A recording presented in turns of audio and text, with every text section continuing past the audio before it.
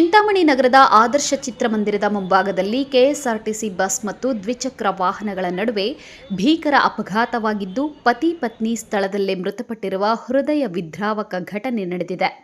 ಶಿಡ್ಲಘಟ್ಟ ರಸ್ತೆಯಿಂದ ಚಿಂತಾಮಣಿ ಕಡೆಗೆ ಬರುತ್ತಿದ್ದ ಕೆಎಸ್ಆರ್ಟಿಸಿ ಬಸ್ ಮತ್ತು ದ್ವಿಚಕ್ರ ವಾಹನದಲ್ಲಿ ಪತಿ ಮತ್ತು ಪತ್ನಿ ಕೊಮ್ಮಸಂದ್ರ ಗ್ರಾಮದಿಂದ ಚಿಂತಾಮಣಿ ಕಡೆಯಿಂದ ತಾಲೂಕಿನ ಹೊರವಲಯದ ನಾರಾಯಣಹಳ್ಳಿ ಗ್ರಾಮಕ್ಕೆ ಹೋಗುತ್ತಿದ್ದ ವೇಳೆ ದುರ್ಘಟನೆ ಸಂಭವಿಸಿದೆ.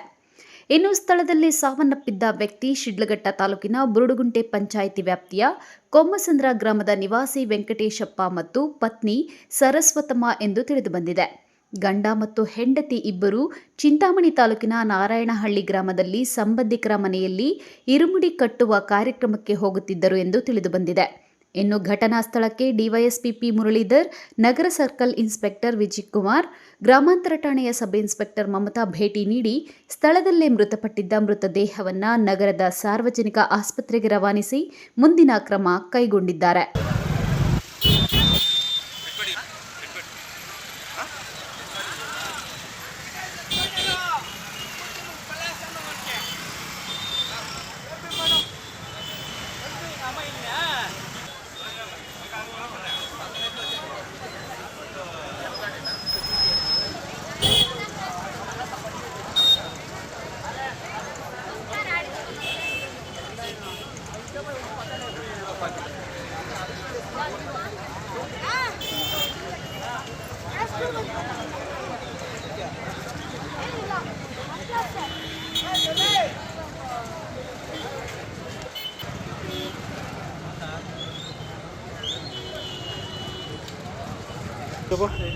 నారాయణ బెల్లే సంవత్సరానికి ఇచ్చింది.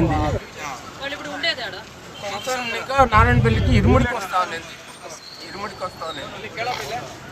ఏం పేరు వాళ్ళు ఇద్దరుదేనా? వెంకటేష్, సరస్వతమ్మ.